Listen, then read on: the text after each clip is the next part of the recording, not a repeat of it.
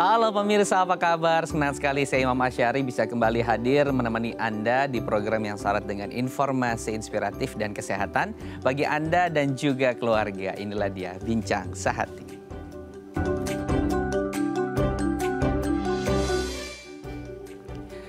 Ya pemirsa, Bincang Sehati, tidak sedikit dari kita memiliki permasalahan penglihatan atau mata gitu ya. Baik yang sudah mengukur langsung atau yang belum saat ini mengukur. Tapi sadar gitu ya bahwa ketika membaca kok agak buram, kok tidak terlihat. Nah sebetulnya untuk pilihannya bisa menggunakan dua. Pertama dengan hard lensa atau soft lens gitu ya. Nah untuk Anda yang memiliki profesi misalnya konten kreator atau harus berhadapan dengan cahaya yang banyak, biasanya akan lebih memilih menggunakan soft lens karena menghindari pantulan cahaya tadi gitu. Atau ketika ingin tampil lebih berbeda, biasanya akan memilih menggunakan soft lens juga.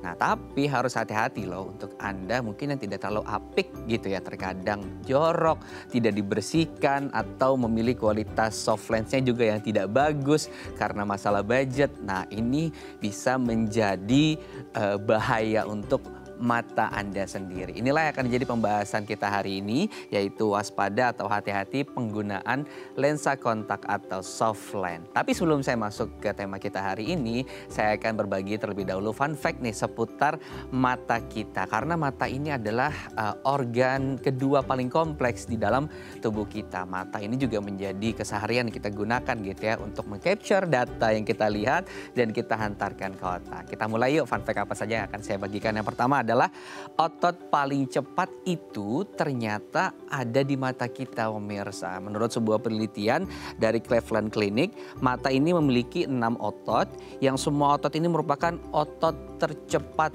di tubuh kita. Nah bayangkan pemirsa bagaimana kemudian ketika kita mengedip, nah itu kan tidak terasa ya bahwa kita sedang melakukan kegiatan atau aktivitas tersebut. Ataupun saat kita melirik ke kanan, melirik ke kiri gitu. Nah itu kan dengan sangat cepat sekali kemudian bola mata kita bisa bergerak. Itulah kenapa kemudian mata ini memiliki otot paling cepat di tubuh kita. Kemudian yang kedua adalah mata itu ternyata terus tumbuh pemirsa. Nah dalam pertumbuhan seorang balita, nah ternyata mereka saat lahir itu penglihatannya kabur gitu ya. Baru sekian pertumbuhan mereka periode 1, minggu pertama, minggu kedua, minggu ketiga. Nah barulah kemudian mereka bisa membedakan warna dan bisa melihat secara seutuhnya. Nah fun fact yang berikutnya adalah bayi tidak mengeluarkan air mata pemirsa. Nah kita tahu ya bahwa bayi ini ketika menangis kemudian mereka tidak mengeluarkan air mata. Terkadang orang tua itu panik gitu ya. Kok anak saya saat menangis tidak mengeluarkan air mata gitu ya. Karena kemudian fungsi dari air mata dari bayi itu adalah untuk hanya membasahkan bola matanya saja gitu ya. Berbeda dengan kita kemudian sudah terbentuk salurannya dengan baik sehingga ketika kita menangis kita akan cenderung mengeluarkan air mata tersebut. Tapi seiring berjalannya usia gitu ya, lama-lama juga kemudian akan hilang air matanya. Nah fun fact berikutnya adalah fun fact yang keempat, bahwa warna coklat paling umum yang ada di dunia ini. Berdasarkan riset ada 9 jenis warna mata gitu yang ada di dunia. Tapi ternyata warna yang paling dominan itu adalah warna coklat gitu ya. Kurang lebih 10 sampai dengan 79 orang memiliki bola mata berwarna coklat. 8 sampai 10% ini berwarna biru dan 2% ini memiliki warna hijau. Nah, ada ungkapan bahwa mata ini adalah memancarkan hati seseorang gitu. Tapi dari bola mata ini kemudian bisa terlihat gitu ya. Nah, tapi bukan gitu pemirsa, karena perbedaan bola matanya ini warnanya adalah berdasarkan wilayah gitu ya, area di mana mereka tinggal. Karena iklimnya berbeda, kemudian membentuk bola mata yang warnanya juga berbeda. Kecuali mungkin mereka menggunakan soft lens gitu ya, yang berwarna. Seperti kita orang Indonesia umumnya pasti akan berwarna coklat gitu ya, bukan hitam ya. Karena sedikit sekali persentasenya, hanya 1% yang memiliki bola mata full hitam. Tapi kalau kita di Indonesia atau di Asia rata-rata akan warnanya coklat gitu. Berikutnya adalah organ yang kompleks. Nah seperti yang saya bilang tadi gitu ya, mata ini merupakan organ yang paling kompleks kedua di dalam tubuh manusia setelah otak gitu. Di mata ini ada kurang lebih 2 juta bagian yang berfungsi dan lebih dari 1 juta saraf yang langsung terhubung dengan otak kita. Bayangkan gitu bagaimana kemudian cara kita meng-capture keseharian kita gitu ya. Kita melihat benda hal baru yang masuk ke mata kita dan dia langsung tersambung ke otak gitu ya. Itu ada ungkapan bahwa dari mata turun ke hati. Karena saking cepatnya diproses oleh otak kita gitu. Sehingga kemudian informasi tadi langsung bisa diresapi. Kita melihat orang yang kita cintai, nah itu langsung dari mata diserap di otak, diproses, masuklah ke dalam hati. Wah, ternyata penjelasan seperti itu ada juga penjelasan ilmiah ya Permisa ya. Tapi saya akan bahas nanti detail fun fact tadi bersama dengan seorang pakar. Untuk Anda jangan beranjak dari layar kaca Anda, tetap bersama kami di Bincang Sehati.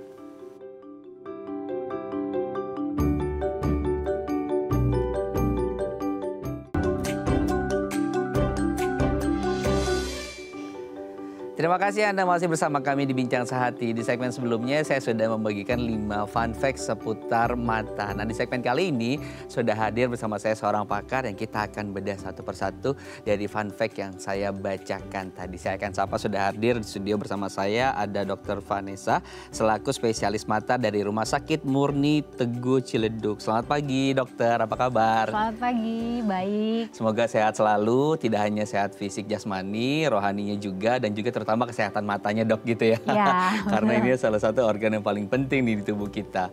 Dok, saya tadi sudah membacakan 5 fun fact dok. Kita akan ulas satu persatu ya dok ya. Saya mulai dari yang pertama, apakah mata ini benar memiliki otot yang paling cepat dan kenapa kemudian bisa seperti itu dok? Oke, betul sekali. Jadi mata itu adalah otot yang otot di bola mata atau di mata adalah yang paling cepat. Terutama untuk otot yang mengedipkan mata. Jadi otot kan ada banyak ya di mata. Ada yang untuk mengedip, ada yang untuk melirik atau melihat. Nah yang paling cepat adalah sebetulnya yang untuk mengedip.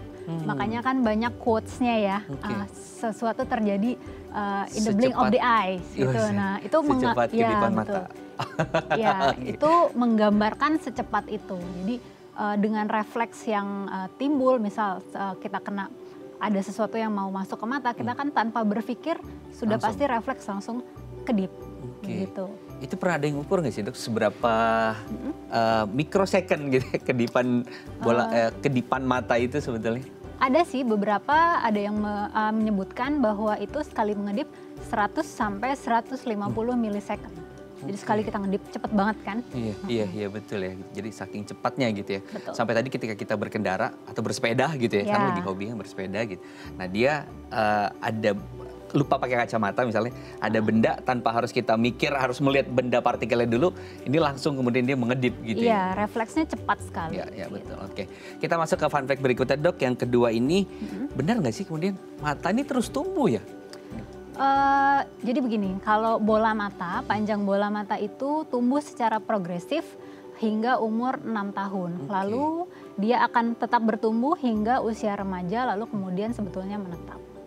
Begitu. Jadi perubahan-perubahan yang terjadi setelah masa remaja adalah perubahan yang diakibatkan dari lingkungan, seperti seringnya membaca dekat, gitu. Itu yang menyebabkan makanya orang-orang di atas usia remaja mata minusnya masih bisa timbul. Tapi itu lebih karena dari faktor lingkungan. Jadi kalau matanya sendiri sebenarnya tumbuhnya progresif hingga umur 6 tahun. Makanya anak-anak di bawah umur 6 tahun atau sampai umur 6 tahun itu penglihatan sangat-sangat penting. Jadi harus melihat jelas.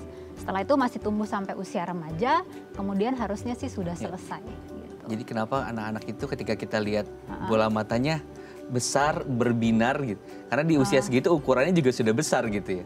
Enggak, dia maksudnya berkembang. Berkembang jadi, tumbuhnya gitu ya. Jadi kan dari dia lahir atau dari dalam pesat di usia tersebut gitu ya. Baru secara kemudian progresif. Oke, baik.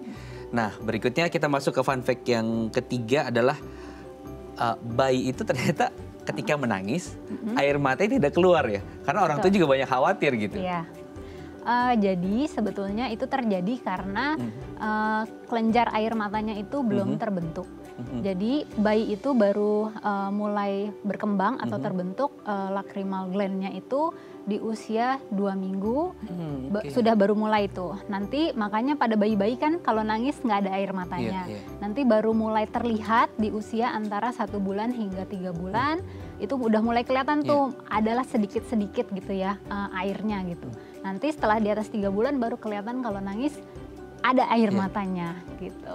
Kalau yang aku baca semakin kita tua juga justru semakin habis. Semakin berkurang karena semakin kan produksinya berkurang. juga semakin berkurang. Oh oke gitu. Jadi semakin kita tambah usia, lansia gitu ya, di usia 60 ke atas gitu.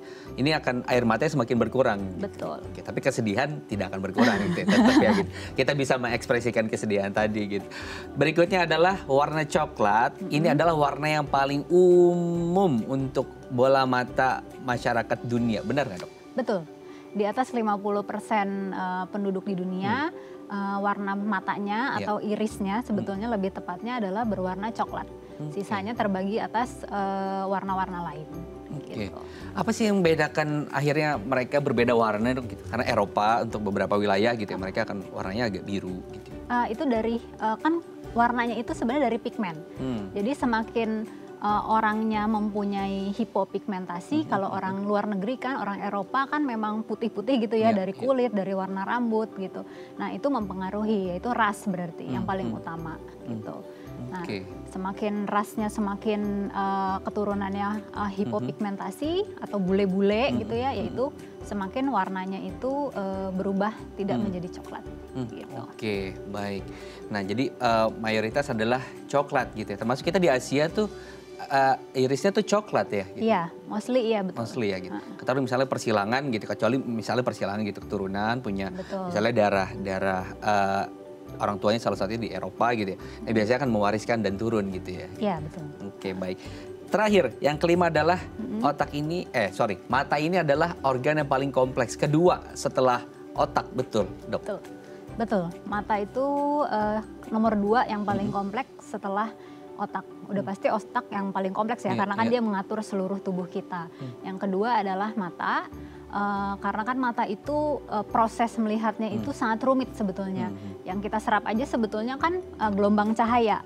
Jadi gelombang cahaya diserap, diproses di retina, lalu masuk ke otak, di bagian belakang otak atau di korteks cerebri, kemudian diolah menjadi sebuah gambar. Itu melibatkan banyak sekali fungsi-fungsi saraf, banyak sekali organ-organ, hingga kita bisa melihat apa yang sebenarnya kita lihat sekarang. Gitu. Oke, itu baru cahaya. Berarti ada yang lain sebetulnya? Yang kita serap itu sebenarnya gelombang cahaya. Oke. Jadi karena saking kompleksnya, yang membedakan sehingga dia kompleks itu apa, Dok? Apakah jumlah nominal sarafnya yang sekian banyak itu yang langsung terhubung ke otak gitu? Atau misalnya pembagian-pembagian di dalam bola matanya sendiri yang kemudian juga menjadi kompleksnya nomor 2 gitu setelah otak? Dari semua sisi sih. Yang kita serap adalah cahaya. Dari cahaya itu dia harus masuk ke berbagai bagian dari organ mata. Organ mata aja terdiri dari bagian depan, bagian belakang, lalu diserap itu warna-warna oleh retina melalui banyak sekali sel-sel saraf di situ, fotoreseptor. Lalu kemudian dia sambungkan lagi ke bagian tengah bola mata atau bagian tengah di otak. Lalu dari bagian tengah di otak dia proses lagi secara visual untuk menjadi sebuah gambar di bagian korteks cerebri. Dan itu melibatkan semua, jadi bukan cuma gelombang cahayanya aja, bukan sarafnya aja, bahkan otot bola mata kita itu juga mempunyai pengaruh. Gitu. Ya sebetulnya refleksinya adalah mata kamera ya gitu ya. Segini saja kemudian sudah sangat kompleks gitu ya. Harus diatur, ada fokus, ada zoom dan lain sebagainya gitu ya. Apalagi bola mata kita gitu. Oke baik. Menarik sekali, Dok, perbincangan kita hari ini seputar fun fact tentang kesehatan mata atau fun fact tentang mata kita, organ mata kita gitu, yang salah satunya adalah ternyata ini adalah organ paling kompleks kedua gitu setelah otak kita. Nah, bicara soal mata juga, ini kan ada permasalahan mata ya, Dok ya. Misalnya mereka punya minus, punya plus, silinder dan lain sebagainya gitu ya. Dan mereka mengharuskan untuk menggunakan lensa kontak ataupun hard lens gitu ya. Nah, ternyata ada bahaya juga gitu ya. Ketika kita tidak aware untuk saat harus menggunakan lensa kontak atau soft lens gitu ya. Kebersihannya, kualitas dan lain sebagainya. Tapi kita akan bahas nanti, Dok ya. Kita akan bahas nanti, pemirsa. Jangan beranjak dari layar kaca Anda, tetap bersama kami di Bincang Sehati.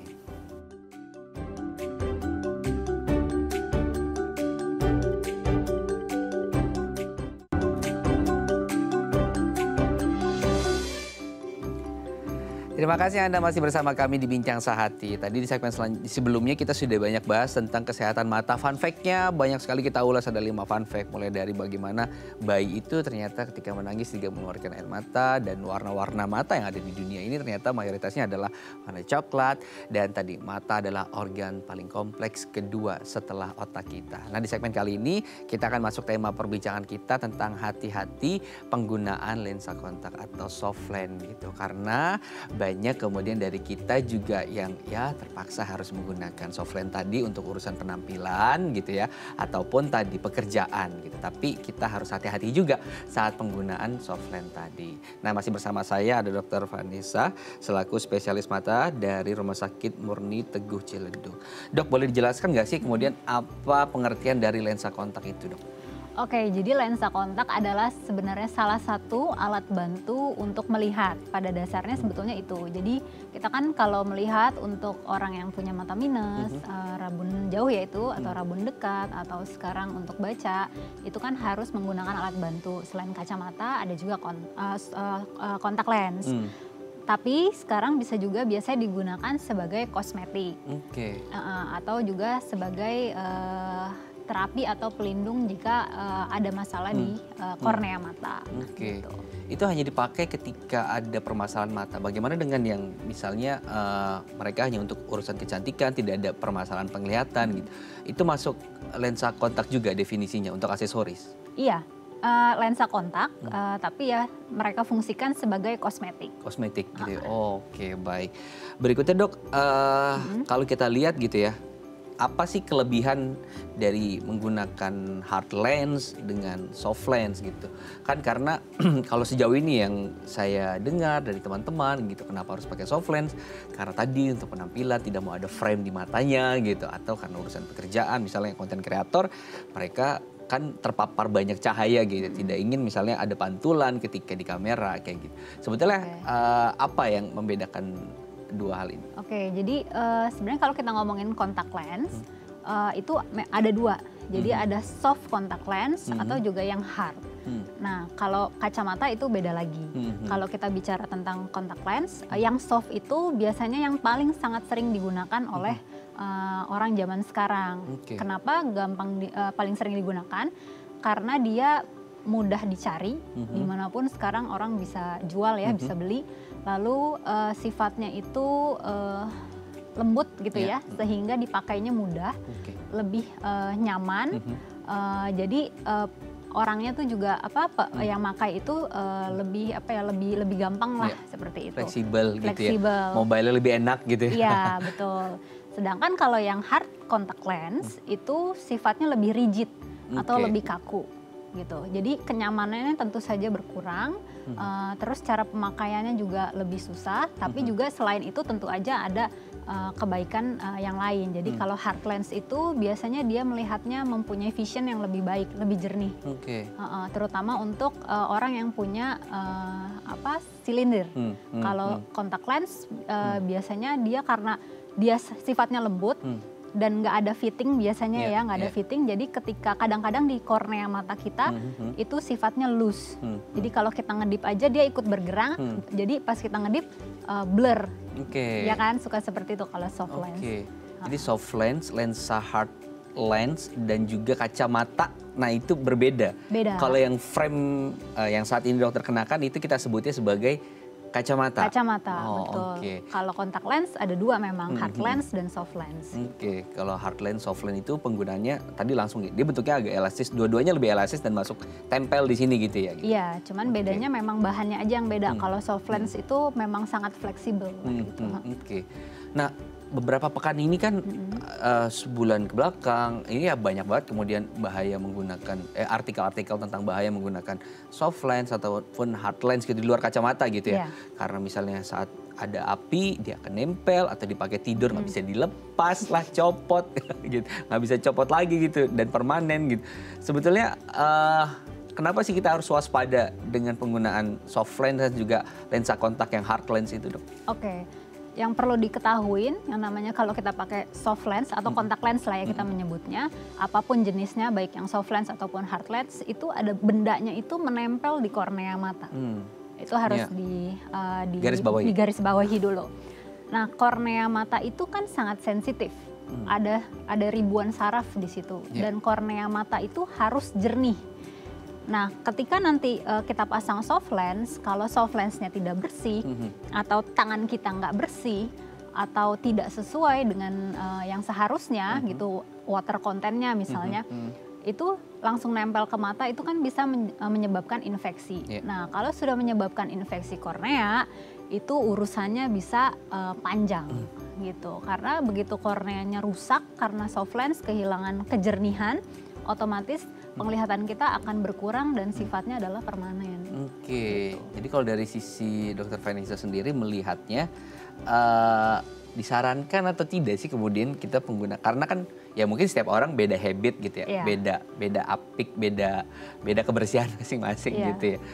Dengan mayoritas gitu ya orang yang misalnya tidak rapi, tidak bersih, agak jorok gitu ya, terus memilih menggunakan lensa kontak gitu ya. Itu kategorinya apa? Sangat tidak disarankan. Kalau saya tidak menyarankan. Kalau jadi harus responsible user yang menggunakan kontak lens. Jadi kalau enggak, mendingan tidak usah. Mendingan pakai aja kacamata yang lebih mungkin lebih safety gitu ya. Karena kan nggak langsung nempel di kornea. Sedangkan kalau soft lens kan langsung nempel di kornea kita gitu. Oke, ya efeknya juga akan lebih besar. Resikonya akan betul. lebih besar tadi. Betul. Toh sekarang frame itu juga sudah banyak modelnya, sudah banyak jenisnya. Yang less frame juga udah banyak ya sekarang ya Dok ya gitu ya. Pilihannya banyak. Pilihannya banyak lah sekarang, disesuaikan gitu. Dan biasanya setiap tren dan zaman juga berubah-ubah gitu. Bisa balik lagi ke zaman dulu gitu ya. Ya. Atau nanti yang udah sekian tahun, puluh tahun lagi baru balik lagi ke zaman sekarang. Ya hanya berputar di sana gitu ya Dok. Iya, Oke, baik. Dok, kalau bicara soal usia, usia berapa kemudian diperbolehkan mereka menggunakan lensa kontak? Sebetulnya untuk secara pastinya sih tidak ada. Tapi biasanya ada beberapa yang menyebutkan biasanya di usia-usia preteens atau sekitar berapa ya, 10 sampai 12 tahun asal dia responsible user. Itu nggak apa-apa. 10-12 Iya. remaja SMP berarti ya. Tapi itu tidak menetap ya, maksudnya tidak pasti. Tergantung dari personalnya masing-masing. Kalau dia umur segitu tapi seperti yang tadi disebutkan, jorok, nggak suka jaga kebersihan, tidak suka cuci tangan, nggak suka itu kan airnya kan harus diganti ya. Terus nggak boleh sembarangan kan, kalau harus dicopot sebelum tidur ya harus dicopot gitu. Kalau ternyata dia belum bisa melakukan hal atau bertanggung jawab seperti itu ya tidak usah gitu. Oke. 10-12 secara fisik dan organ boleh gitu ya. Tapi orang tuanya juga harus mewaspadai gitu ya Dok ya gitu. Betul. Harus mengawasi terus gitu, karena ya namanya anak-anak kan ya mengenal tanggung jawab juga masih minim gitu ya. Ketimbang mungkin yang kadang yang dewasa saja kemudian tidak terlalu tanggung jawab gitu ya. Oke. Tapi boleh secara organ jadi sudah bisa menggunakan lensa tadi. Kalau untuk yang usia lebih muda kan sekarang usia bayi sudah ya, balita, toddler itu sudah kena gadget, bahkan malam dengan kondisi misalnya lampu mati, layar TV nyala atau layar handphone nyala, itu kan potensi kemudian mengalami permasalahan matanya agak lebih cepat gitu ya. Di usia tersebut ketika memang ya tadi harus menggunakan lensa kontak, hard lens ataupun soft lens tidak boleh, di bawah 10 tahun tidak boleh, harus kacamata gitu. Kalau saya lebih sarankan kacamata ya, karena kan tadi seperti dibilang itu masalahnya adalah tanggung jawab. Kalau anak bayi mau dikasih soft lens, pertama ukuran bola matanya kan masih lebih kecil gitu ya, itu nyarinya juga susah.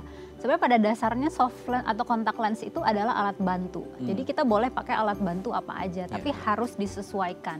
Kalau soft lens itu karena dia memang hygiene-nya itu harus nomor satu, jadi harus diberikan kepada orang yang memang sudah memahami itu. Kalau dia umurnya masih taruh di bawah 10 tahun tapi dia harus gitu ya pakai soft lens atau kontak lens dan bisa bertanggung jawab dan orang tuanya juga ngingetin terus, ya sebetulnya sih tidak terlalu bermasalah gitu. Oke, baik. Ya dari individu tadi yang kita banyak bahas adalah kesadaran diri kita pemirsa gitu ya. Tapi kadang resiko eksternal juga sulit untuk dihindari gitu ya. Misalnya api dan lain sebagainya. Tapi dokter boleh jelaskan rata-rata atau kebanyakan secara umum gitu ya, resiko eksternal apa saja sih ketika kita menggunakan lensa kontak itu yang akan fatal gitu ketika peristiwa itu terjadi? Gitu? Yang pertama tadi masalah kebersihan. Jadi jika soft lens itu digunakan dengan tidak bersih gitu ya, ditempelkan ke kornea langsung, itu biasanya bisa menyebabkan infeksi. Infeksinya itu beragam tipe gitu ya, dari yang hanya peradangan pada konjungtiva, terus bisa infeksi di kornea, sampai yang paling fatal biasanya adalah ulkus. Ulkus itu adalah terbentuk defek yang mengaung, jadi seperti yang harusnya kornea kan punya ketebalannya ya, jadi ketebalannya itu hilang akibat infeksi, terkikis, berwarna putih biasanya, sampai infeksi itu bisa sangat fatal hingga menimbulkan nanah di bagian bola mata. Jadi bisa sefatal itu gitu. Nah, kalau udah seperti itu kan susah. Ya, gitu. Dari cairannya jarang diganti atau tempatnya tidak dibersihkan, nah faktor itu gitu ya. Iya, betul.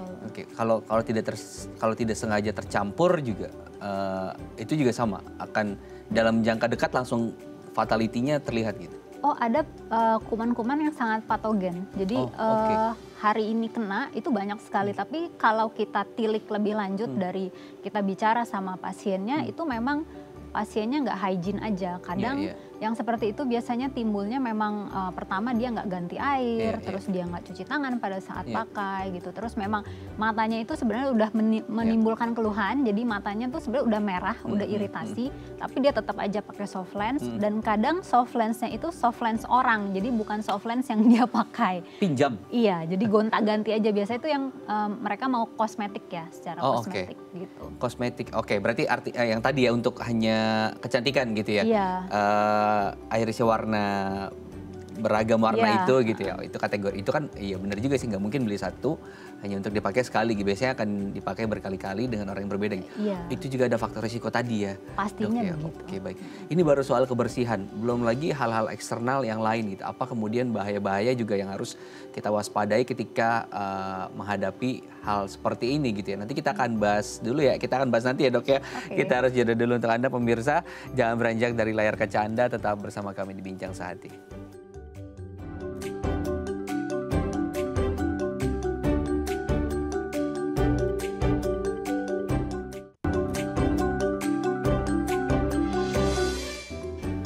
Baik, terima kasih Anda masih bersama kami di Bincang Sehati. Jadi pemirsa, kita masih membahas seputar hati-hati menggunakan lensa kontak. Tadi Dr. Vanessa sudah banyak menjelaskan sekali di awal kebersihan terutama.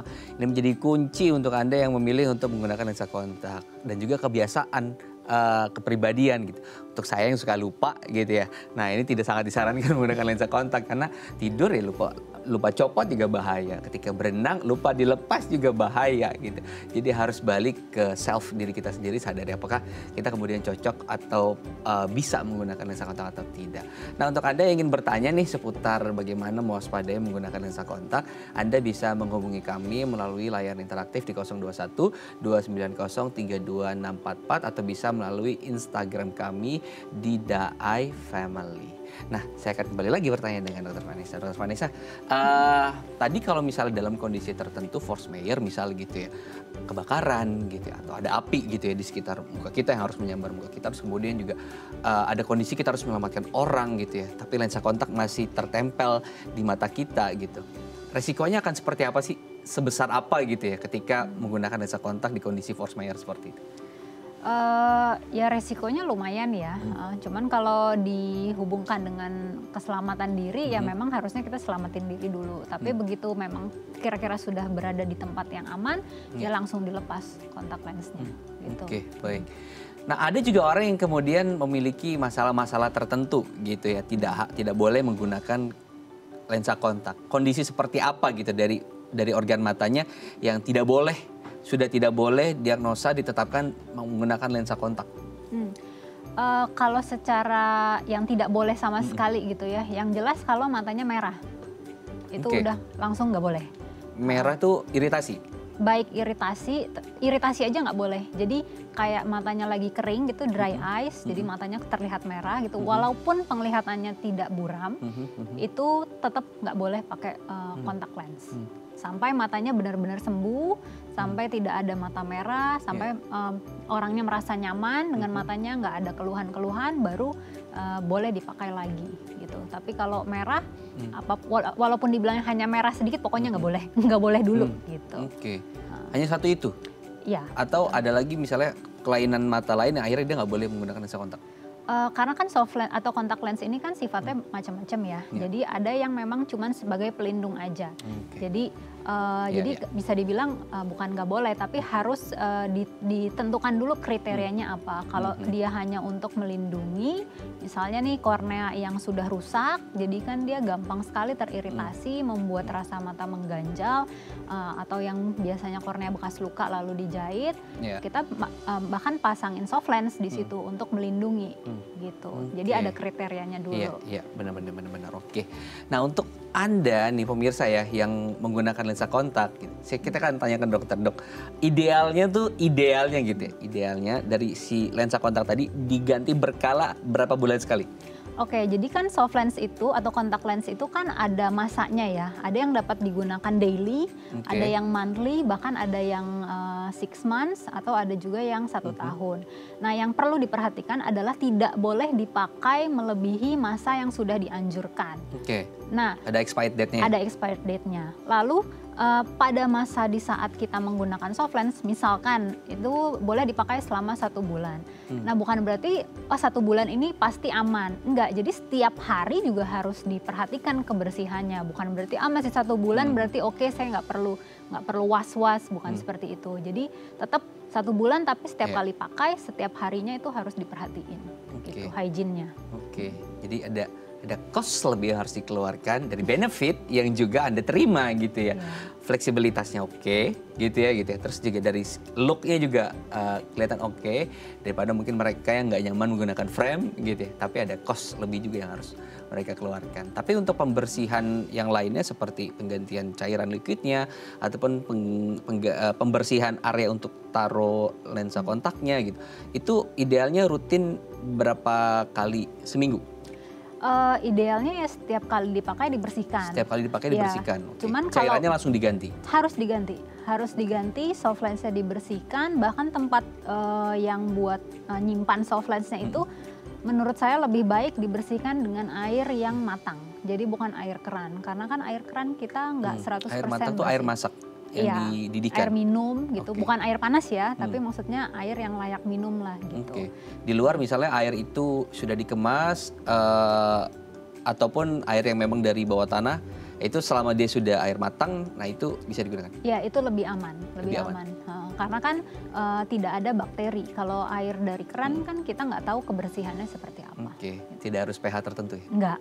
Nggak harus sampai begitu. Baik. Nah, kemudian untuk mereka yang sudah menggunakan lensa kontak terus mengalami gejala misalnya iritasi ataupun permasalahan seperti lupa dipakai saat tidur berterus-terus seperti itu gitu.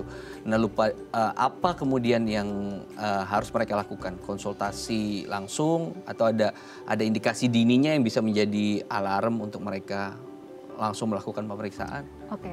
Jadi begitu pakai soft lens, kalau udah sampai ketiduran sih harusnya itu begitu sadar harus langsung dibuka.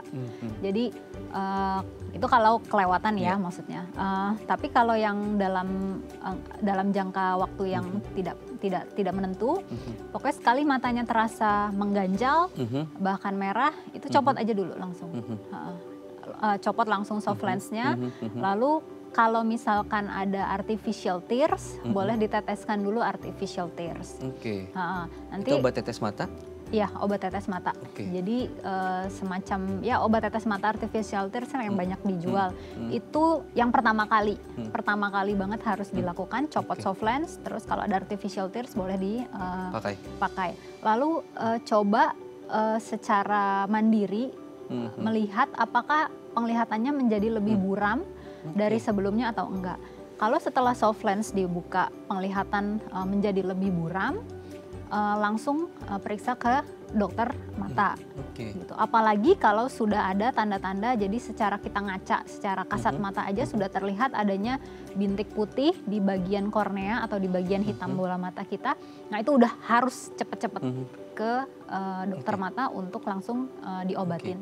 Indikasinya apa? Terkikis atau menempel sisa si softline itu tadi? Yang putih tadi. Iya. Jadi putih itu adalah tanda sudah ada infeksi di bagian bola mata. Jadi kan kornea itu jernih, bening gitu ya. Jadi kalau sampai sudah ada bintik putih, berarti kan sudah ada kerusakan kornea yang cukup parah. Apalagi kalau kita bisa lihat dari kasat mata. Apalagi kalau hari ini cuman waktu dilepas soft lensnya ada bintik putih cuman sedikit, waktu besok paginya bangun sudah makin melebar, wah itu udah harus segera. Oke, baik. Sudah ada pemirsa Dai TV yang menanyakan langsung melalui Instagram kita di @daifamily. Saya akan bantu bacakan ya dok. Boleh. Ya, nanti dokter bisa menjawab, saya akan bacakan. Dok, nama saya Lita ya. Nah, dok, pengguna obat tetes mata soft lens atau eye drop ya, sebenarnya berapa jam sekali boleh diteteskan di mata jika menggunakan soft lens? Karena kebetulan mata saya ini merah kalau di ruangan ber-AC, lebih cepat kering. Oke. Itu lebih ke dry eyes ya, berarti. Ketika menggunakan soft lens, nah ini berapa jam sekali idealnya gitu? Karena mata dia merah ya gitu ya, kalau di ruangan ber-AC itu lebih cepat kering gitu. Nah, ini yang perlu diperhatikan dulu pada saat dia pilih soft lens, harusnya dia melihat water contentnya dulu. Jadi soft lens itu ada yang untuk mata kering, ada juga yang untuk mata biasa. Nah, orang ini suka salah kalau misalnya dia mata kering, dia cari water contentnya yang besar, yang ada matanya makin kering. Nah, kalau udah seperti itu, obat tetes mata dry eyes yang artificial tears yang tadi saya bilang, sesering mungkin sih nggak masalah. Jadi apalagi kalau misalnya orang Sesering bekerja, mungkin ketika merasa kering. jangan tunggu kering dulu. Kalau bisa di maintenance aja. Terutama kalau orang-orang yang memang juga bekerjanya di depan laptop. Kalau di depan laptop itu kan kalau kita fokus membaca biasanya mata lupa berkedip. Kalau lupa kedip atau lebih jarang ngedip. Nah, itu membuat dry eyes-nya semakin parah. Jadi dibantu dengan artificial tears gitu. Tapi kalau merah, copot soft lens-nya, coba lihat water content-nya, cari yang memang untuk orang-orang dry eyes. Jadi di maintain sesuai dengan kebutuhan tadi gitu ya. Karena dia yang merasakan, tahu gitu kapan harus kemudian menggunakan drop tadi atau tetes mata tadi. Sudah ada penelpon dok yang akan menanyakan langsung ke Dokter Vanessa. Saya akan bantu sambungkan. Selamat pagi. Halo, dengan siapa di mana? Dengan Ibu Sylvia. Ya, Ibu Sylvia di mana? Di Jatinegara. Jatinegara, oke. Bu Sylvia, apa yang ingin ditanyakan dengan Dokter Vanessa seputar tadi? Tentang soft lens. Perbincangan kita tentang bahaya menggunakan, hati-hati menggunakan soft lens. Soft lens, iya. Silakan. Iya. Ya. Dengan Mas siapa ya? Ya, saya dengan Mas Imam, Bu Sylvia. Ya, silakan. Bu Dokter, selamat siang. Ya, Ibu, selamat siang. Selamat siang. Iya, pagi menjelang siang. Saya mau nanya, saya kan habis operasi mata, terus waktu belum operasi mata saya bisa baca, bisa nulis. Pas sudah habis operasi, karena lensanya ketinggian, saya jadi nggak bisa baca, nggak bisa masukin jarum tuh.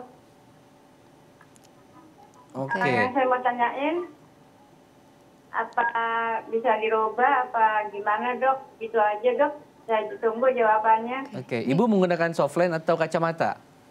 Dari rumah sakit Persahabatan. Operasi. Jadi setelah operasi ya Bu ya?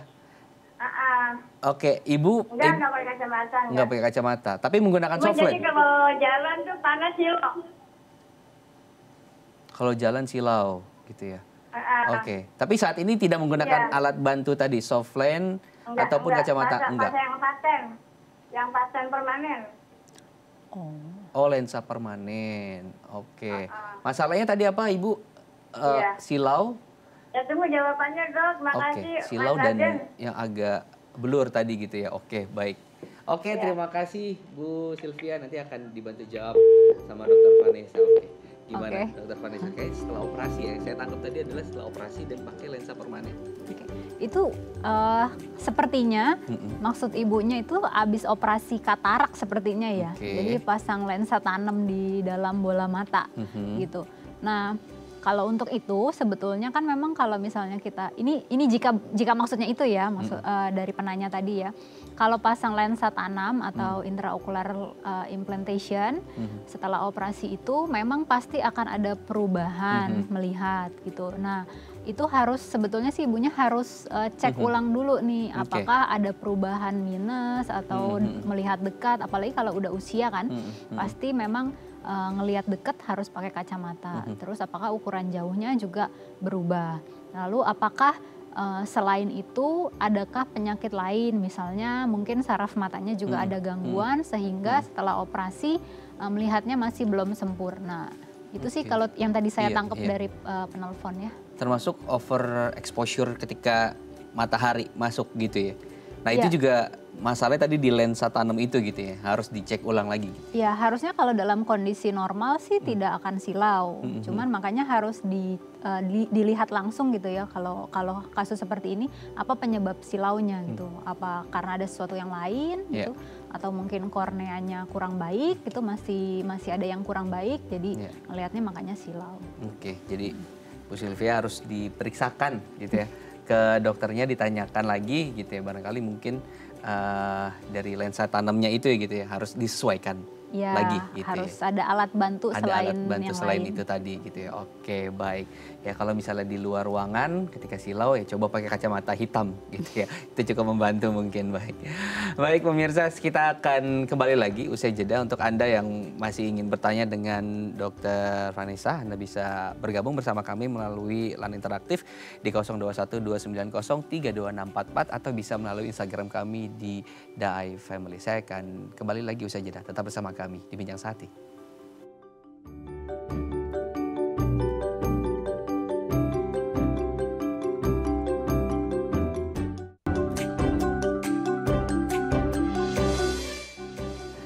Baik, terima kasih Anda masih bersama kami di Bincang Sehati. Kita akan kembali melanjutkan perbincangan kita seputar lensa kontak. Dokter Vanessa, kalau mereka yang sudah kemudian memiliki masalah akibat misalnya iritasi ataupun masalah apapun karena lensa kontak, sebetulnya pengobatan dan penanganannya seperti apa sih yang dilakukan? Oke, tadi pertama kalau udah mata merah langsung lepas soft lens ya, kalau masih pakai soft lens. Lalu dicek dulu apakah buram apa enggak. Kalau buram harus langsung, atau merah buram langsung periksa ke dokter mata. Pengobatannya sendiri tuh sebetulnya beragam, tergantung dari derajat keparahan dari penyakitnya. Ada yang hanya derajat butuh, ada stadiumnya berarti.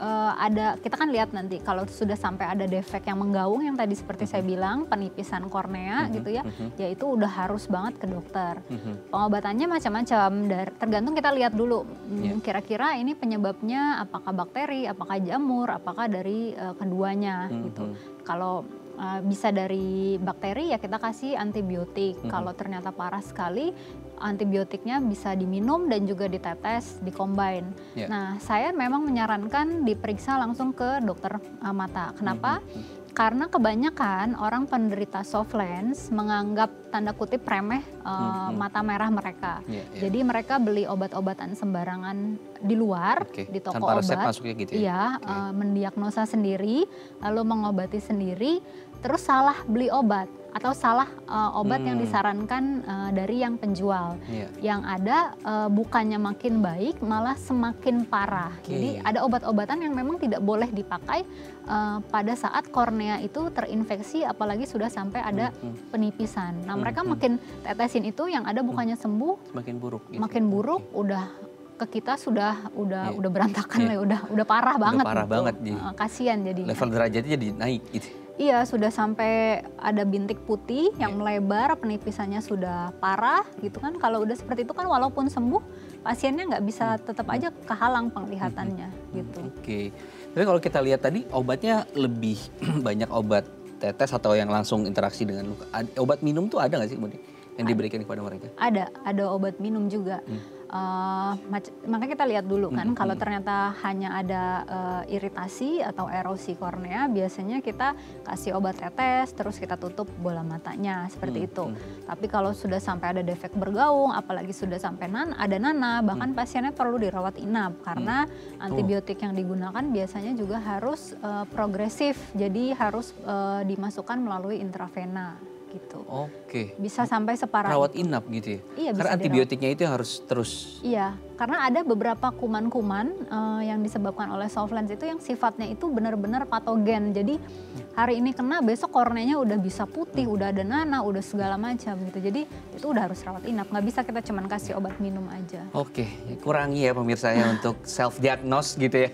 Sekalipun kita baca artikel yang banyak gitu ya, tapi ke ahlinya biar kemudian bisa ditangani dengan baik, diagnosa dengan baik gitu. Terakhir penutup dok, apa tipsnya untuk mereka yang menggunakan lensa kontak agar lebih aware, lebih bersih dan juga lebih terjaga gitu ya untuk bisa menggunakan lensa tadi? Ya, pertama harus bersihkan tangan, cuci tangan terus setiap kali mau lepas soft lens, mau pasang soft lens, mau bersihin tempat soft lensnya itu harus cuci tangan. Yang kedua harus menyadari bahwa pemakaian soft lens itu bersinambung dengan tanggung jawab yang harus dilakukan. Jadi harus sadar bahwa ketika soft lens itu menempel di kornea mata bisa terjadi hal-hal yang tidak diinginkan jika pemakaian tidak bersih.